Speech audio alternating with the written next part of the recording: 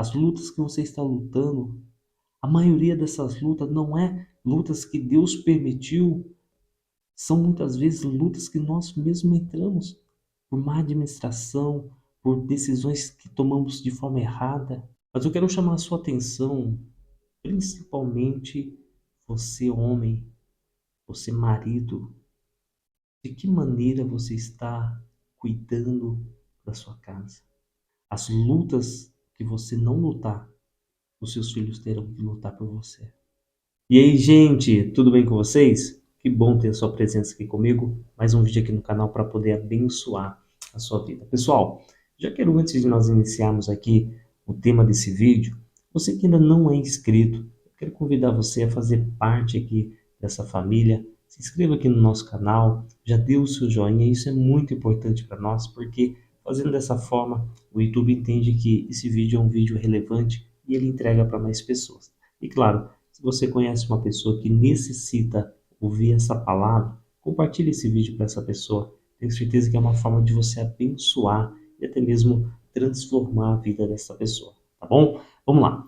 No livro de 2 Reis, capítulo de número 4, nós vamos ler apenas alguns versículos.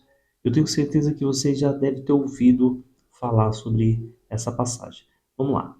Olha só o que diz a palavra de Deus, 2 Reis 4, verso 1 a seguir. Certo dia, a mulher de um dos discípulos dos profetas foi falar a Eliseu: Teu servo, meu marido, morreu, e tu sabes que ele temia o Senhor. Mas agora veio um credor que está querendo levar os meus 2 filhos como escravo. Eliseu perguntou: Como posso ajudá-la? Diga-me o que você tem em casa. E ela respondeu: Tua serva não tem nada além de uma vasilha de azeite. Então disse Eliseu: Vá, pedi emprestado vasilhas a todos os vizinhos, mas peça muitas vasilhas. Depois entra em sua casa com seus filhos, fecha a porta e derrame aquele azeite em cada vasilha e vai separando o que for ficando cheia.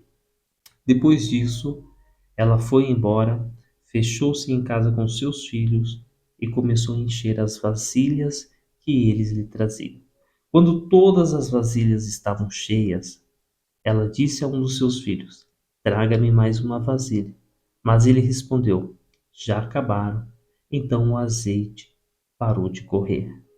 Ela foi, contou tudo ao homem de Deus, que lhe disse: Vá, vende o azeite e pague as suas dívidas, e você e seus filhos ainda poderão viver do que sobrar. Pessoal, essa passagem é conhecida como o azeite da viúva. A passagem onde que Deus opera um milagre maravilhoso. Uma mulher que não tinha praticamente nada na sua casa, apenas um pouco de azeite, naquela situação que ela estava vivendo, Deus operou um milagre. Mas não é sobre esse milagre que eu quero falar. Eu quero falar sobre esse cenário. O cenário que essa mulher estava vivendo. Aonde, depois de ainda ter que sofrer com a dor da perda do seu esposo, não sabemos o motivo, a causa, simplesmente o verso de número 1 diz que ele era um homem temente a Deus, mas veio a falecer. E com a morte dele, ele deixou não apenas dor da tristeza, da separação, mas também deixou muita dívida. E é sobre isso que eu quero conversar com você aqui nesse vídeo. Pessoal, muitas vezes pessoas, até mesmo temente a Deus, acaba se esquecendo que a vida como ela vive é uma maneira dela glorificar a Deus. E nós não glorificamos a Deus apenas servindo a Ele na igreja, fazendo a obra dele. Nós glorificamos a Deus quando nós somos bons mordomos. O que é ser um bom mordomo? É quando você entende que tudo que você tem pertence a Deus. A casa não é sua, A casa é de Deus, o carro não é seu, o carro é de Deus.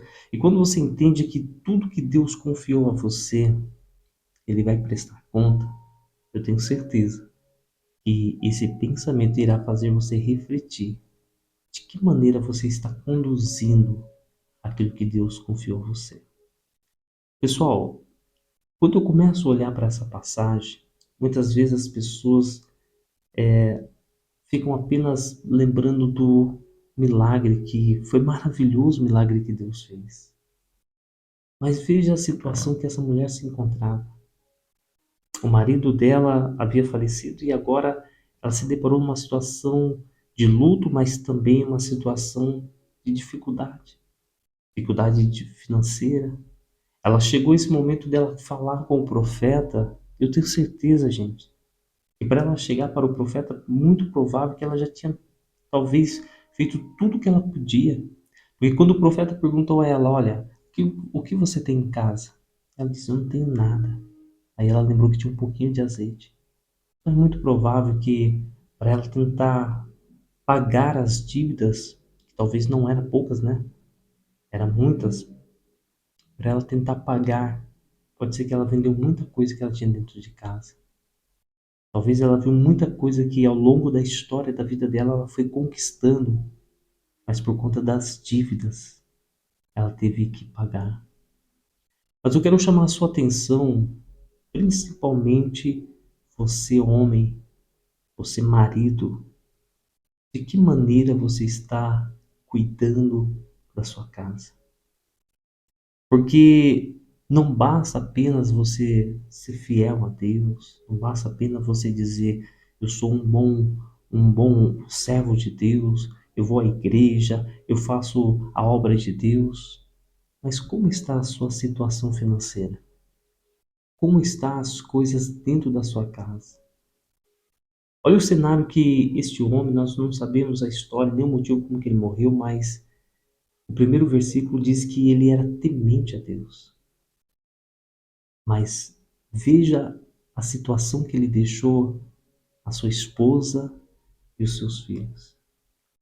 Eu não estou aqui trazendo esse vídeo para te assustar, dizendo, olha, você vai acontecer isso com você, vai acontecer uma coisa trágica. Não. Mas entenda uma coisa, todos nós um dia partiremos. Mas se esse dia fosse hoje para você, de que maneira você deixaria sua esposa? De que maneira você deixaria os seus filhos? Eles teriam uma segurança financeira, uma reserva? Ou ficaria nesse estado, como essa viúva que estava em apuros, porque além de estar sofrendo a perda do marido, ela estava ali lutando para não perder os filhos dela por conta dos credores. E muitas vezes as pessoas pecam porque esquece que a vida financeira também é uma maneira de você glorificar a Deus. Não basta simplesmente você achar, não, eu ensino meus filhos a ir à igreja, a servir a Deus, eu ensino minha esposa a servir a Deus. Mas como está a sua situação? Como que está a sua organização? Se hoje Deus te chamasse, eu não estou nem aqui falando de salvação, que fala que esse homem era um homem temente a Deus. Ainda que a pessoa sendo, né, salva, Deus chama, a pessoa vai para a eternidade. Mas de que maneira a sua família ficaria? Ela teria uma segurança? Ela teria uma reserva? Ou simplesmente você deixaria a sua família de qualquer jeito? Gente, quando eu estava meditando nessa palavra, eu comecei a olhar esse cenário. Eu falei, Deus,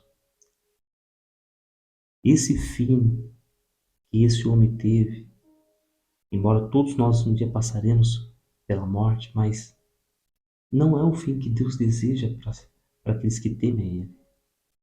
Mas por que isso acontece? Sabe por que acontece? Porque muitas vezes nós nos preocupamos apenas com o espiritual. E é claro que o espiritual é muito importante.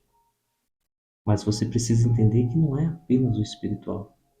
Nós precisamos também estar bem com a nossa alma, com o nosso corpo.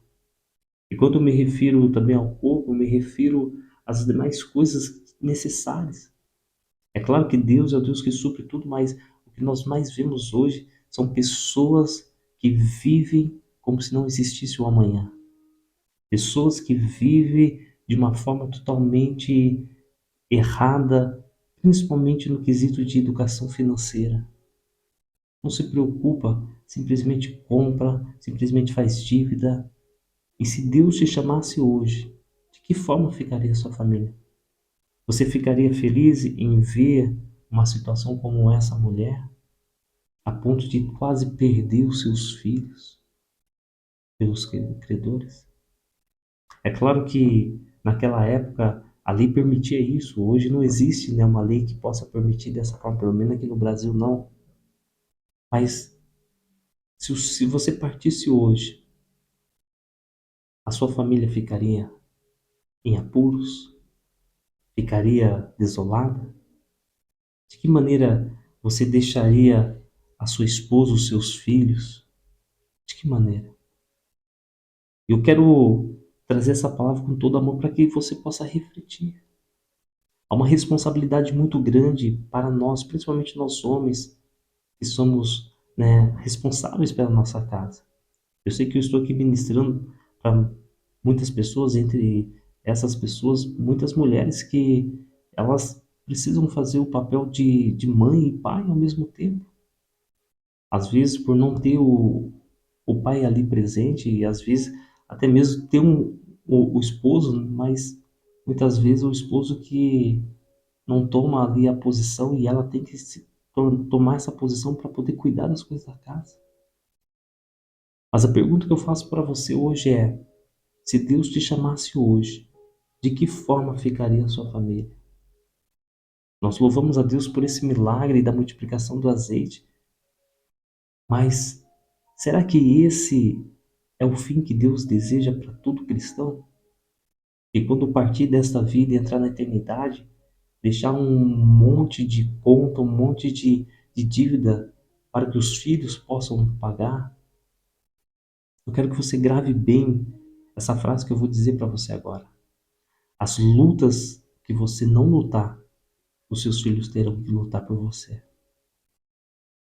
Tenho certeza que talvez você não teve também uma infância boa, uma infância, né, que te ensinou a educação financeira. Mas por que não, a partir de hoje, você dizer: olha, eu quebro o ciclo da pobreza na minha geração. Eu quebro esse ciclo da escassez na minha geração. Não importa como foi o seu pai, o seu avô, o seu bisavô. Esse ciclo pode ser quebrado a partir de você. A história dos seus filhos pode ser diferente. Aquilo que talvez para você é o teto, que você possa declarar que seja o piso para os seus filhos. E você possa prepará-los para que eles possam viver uma vida boa, uma vida que possa glorificar a Deus. E quando eu falo em glorificar a Deus, eu também falo principalmente também na vida espiritual, mas também na vida financeira. Hoje, uma das maiores preocupações das pessoas, uma das maiores preocupações é a falta de dinheiro. Mas como isso? Sendo que nós servimos o Deus que é dono do ouro e da prata. Como que a gente pode aceitar que, servindo um Deus que é dono do ouro e da prata, nós vivemos preocupados por conta de falta de dinheiro? Sabe o que está acontecendo? É que muitas vezes nós administramos aquilo que Deus nos deu de forma totalmente errada. Não conseguimos honrar os nossos compromissos e também não conseguimos honrar os nossos compromissos de fidelidade com Deus. Pessoal, guarde essa palavra. Que você possa ser um bom mordomo. Que você possa dizer: Senhor, a partir de hoje, tudo que o Senhor confia nas minhas mãos, eu quero administrar. Porque eu sei que eu cuidando daquilo que pertence a Ti, Senhor, Eu sei que o Senhor cuidará dos meus. Gente, tem uma passagem que é do rei Ezequias. Quando o profeta Isaías vai até o palácio ali, Deus fala com o profeta Isaías: diga para Ezequias que ele vai morrer. E quando o profeta Isaías chega ali no palácio, ele diz assim: assim diz o Senhor, põe em ordem a tua casa, porque certamente morrerás e não viverás. Gente, Ezequias ele chora, ele ora e Deus acrescenta mais alguns anos de vida para ele. Mas veja só, nós estamos falando de um rei que governava uma nação poderosa que era Israel, mas um rei que não conseguia governar sua própria casa. Porque se ele fosse um bom administrador, um bom governante dentro da sua casa, Deus não precisaria dizer para ele: olha, põe em ordem a tua casa. Ezequias realizou muitos feitos que glorificou o nome de Deus pela nação de Israel, mas a verdade é que dentro da sua casa, Ezequias estava em falta. Porque se ele não estivesse em falta, Deus não diria: põe em ordem a tua casa. Como que Deus vai dizer para a pessoa pôr em ordem a casa se estava tudo ok? Se Deus falou pelo profeta Isaías, é porque as coisas não estavam bem na casa de Ezequias. E quando Deus fala com ele: olha, põe em ordem a tua casa, é como se Deus dissesse: olha, você tem se preocupado tanto com tantas outras coisas, com Israel, com a nação, com a sua autoimagem, mas como está a sua casa? Você parou para poder refletir um pouquinho como está a situação dentro da tua casa? E foi aí então que Ezequias orou a Deus e Deus deu mais uma oportunidade para ele de viver mais alguns anos. Gente, o que eu quero que você entenda através desse vídeo é: Deus deseja que você viva uma vida que glorifica. Eu não estou dizendo que você não vai passar por dificuldades, que você não vai passar por momentos, muitas vezes, de apuros. Mas se nós refletirmos um pouquinho, comece a analisar hoje a situação que você está vivendo, as lutas que você está lutando. A maioria dessas lutas não é lutas que Deus permitiu, não é crises que Deus permitiu. São muitas vezes lutas que nós mesmos entramos por má administração, por decisões que tomamos de forma errada. Entenda uma coisa: muitas vezes uma decisão errada, uma má administração, ela pode te custar a sua vida inteira. E não é isso que Deus quer. Quando eu começo a olhar, eu vejo muitas pessoas que temem a Deus, cristãos, mas que vivem uma vida totalmente triste, uma vida lamentável, tanto na vida financeira como no relacionamento, e essa não é a vontade de Deus. A vontade de Deus é te abençoar, é fazer que você viva uma vida próspera, uma vida que você vai passar por lutas, mas uma vida que você terá vitória.